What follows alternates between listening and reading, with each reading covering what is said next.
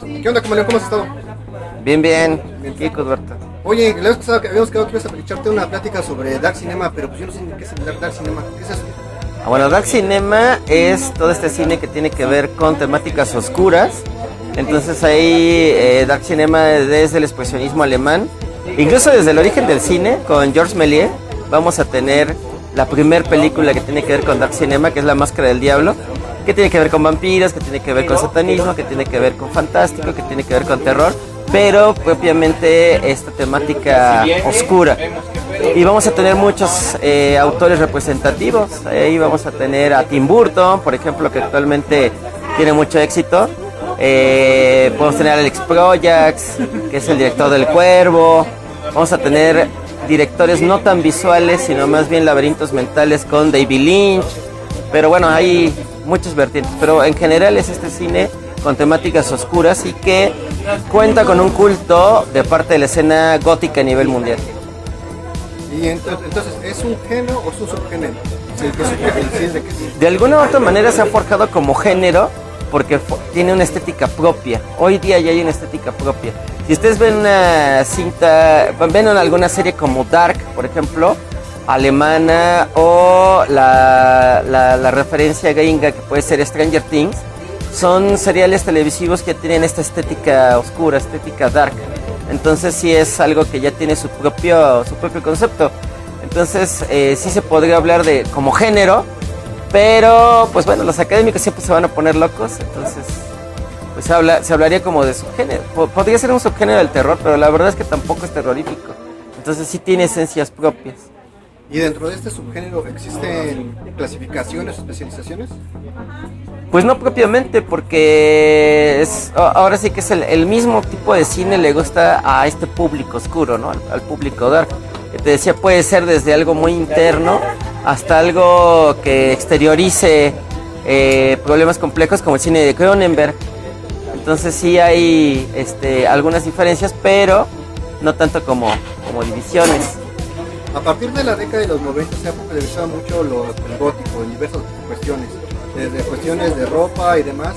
Y en este cine, el cinema dark, tenemos visto la aparición de cine o de una especialización que como que lo ha dado hasta cierto género. Por ejemplo, se manejan cuestiones como burtoniano, como matrixiano, etc. ¿Tú por qué crees que se dio esta adaptación de la estética de una especialización, de un subgénero a un cine más general?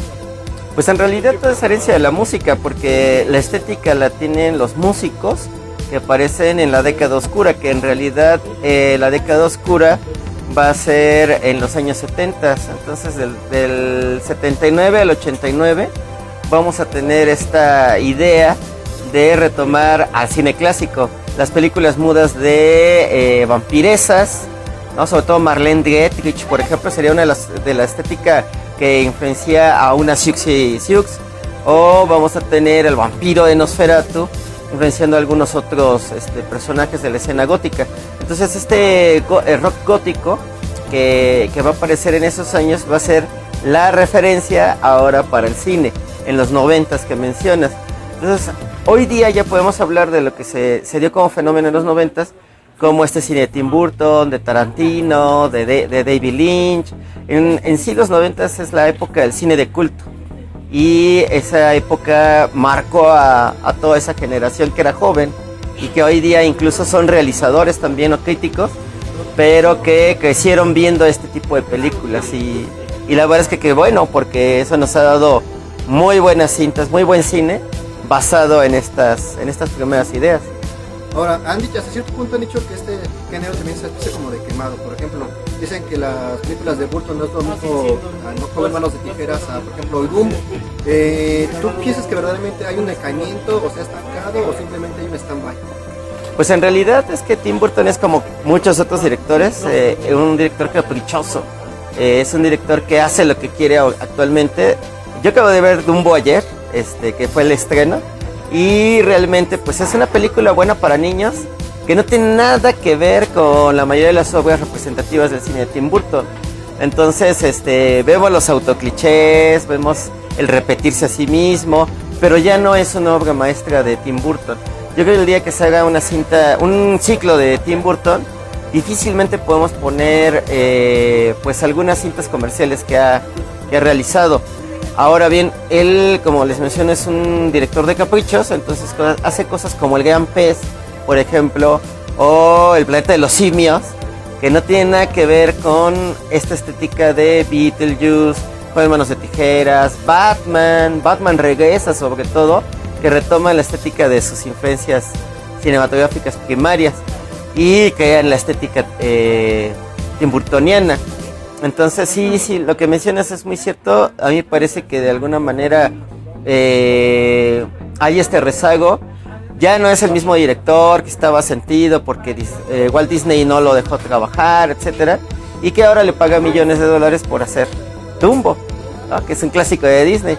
Entonces ya no está resentido y está haciendo cosas que realmente es un cine comercial bueno, pero ya no es esta estética tan de culto. ¿Y tú crees que tiene futuro o que el género como tal, que hay algo bueno para el futuro? O...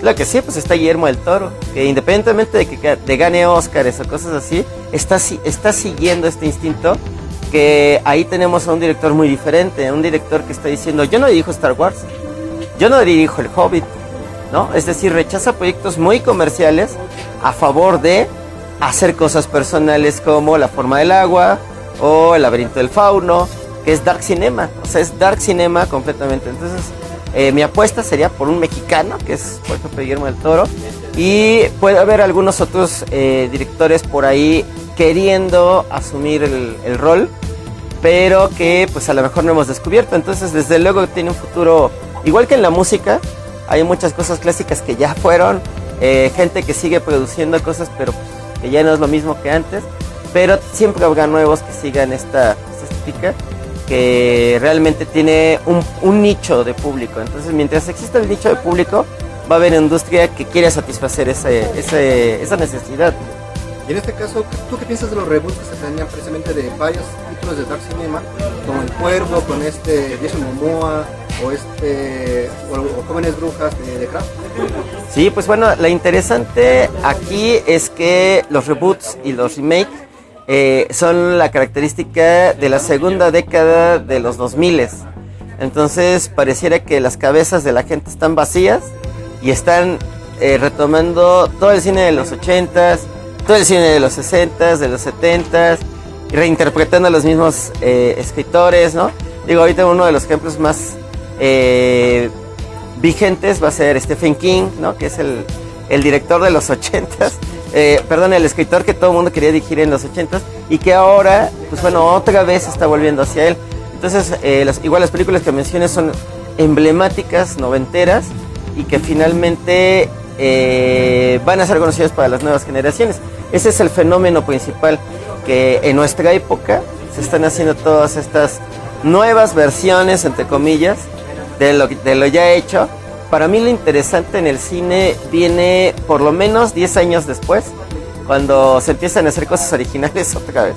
Pero mientras vamos a seguir viendo esto, y para las nuevas generaciones, es decir, gente de menos de 20 años, esto es nuevo. Ver estas nuevas versiones va a hacerlas ver por primera vez, ¿no? Porque no les gusta el cine viejito, que es el de los 90s. Bueno, y para ti, ¿quién te sería si no un top 10, quiénes son las principales influencias o los principales directores que tiene el dark cinema? Pues definitivamente hablamos de Tim Burton, ya demasiado, ¿no? Guillermo del Toro, obviamente Alex Proyas, que es el director del Cuervo, que además de Alex Proyas, pues les podemos recomendar Dark City, que es buenísima. Elias Melrich, que a mí me gustaría mucho mencionarlo, él dirige una película que se llama Begotten, que me parece su obra maestra, y después se hace muy famoso por otra película que es acerca de Nosferatu de 1922, sí, de 1922. Se me escapa el nombre. Se me está escapando el nombre de la cinta. Es algo...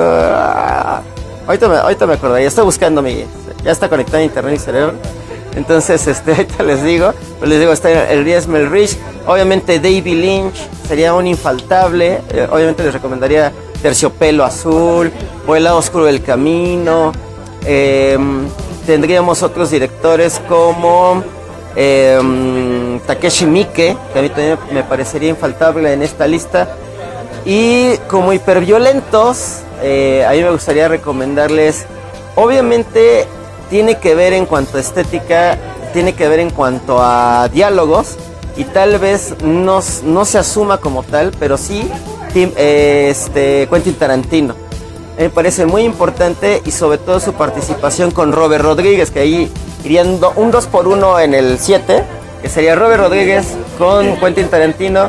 Si ustedes ven Del crepúsculo al amanecer, es una de las imágenes más icónicas con Salma Hayek danzando con una serpiente, y vemos adaptación de Frank Miller, Sin City, magistral, ¿no? Entonces a mí me parece que sí es un punto de referencia, aparte de Pulp Fiction o Perros de Reserva, que sí nos dan algo de estética también, sobre todo con el personaje de Uma Thurman de Mia Wallace. Creo que hay puntos de referencia, ¿no? Y obviamente de los clásicos no podríamos dejar de lado a Todd Browning, que dirige Drácula de 1931 y dirige London After Midnight, que incluso siempre el nombre de London After Midnight pues nos lleva a una banda. No podemos dejar de mencionar a Murnau, que es el director de Nosferatu del 22, que les mencionaba antes, que hizo muchas interpretaciones después con Herzog, por ejemplo. Y pues, para otro lugar, sin saltarnos un clásico importante, sería Karl Dreyer de 1932, que hace Vampir. Ese expresionismo alemán 10 años después de Nosferatu, y también me parece importante. Y sigo tratando de acordarme de esta película, que creo que es La Hora del Vampiro, aunque no estoy del todo seguro, pero chequen Elias Melrich, realmente sí es impresionante. Y a mí me gusta más Begotten, que les digo es menos comercial, pero pues que también vale mucho la pena, ¿no? Bueno, a ver si les parece como oleada, obviamente ver el punto de referencia, que sería el cine del expresionismo alemán. Véanse la obra de Fritz Lang, la obra de Murnau, y obviamente el que hace una muy buena referencia a todos estos autores, me parece que es Tim Burton en Batman Regresa de 1989, que es una película que todos recordarán, donde pelea contra Gatúbela, en donde el malo, otro de los malos, aparte del Pingüino, que tiene toda la estética de London After Midnight, del villano de London After Midnight, que era Lon Chaney, padre. El otro villano se llama Mark Schreck. Mark Schreck es el nombre del actor que hizo el personaje de Nosferatu en el 22. Aparte, donde trabaja Selina Kyle, es una compañía que tiene toda la carita del Gato Félix, que es otro personaje icónico de aquellos tiempos. Entonces les recomiendo mucho ver esa película. Y ya como tercera, pues verse algo impresionante, que por ahí sea de paso también el director ese culto, ya murió, que es Tony Scott, que es el hermano de Ridley Scott. Y Tony Scott hace una película fabulosa con David Bowie, Catherine Deneuve, y que aparece al principio Bauhaus abriendo la primera escena, y se llama El Ansia. Esta es de Tony Scott y se la recomiendo mucho. A mí me gusta la mejor película de vampiros de todos los tiempos. Entonces, ojalá que la puedan ver.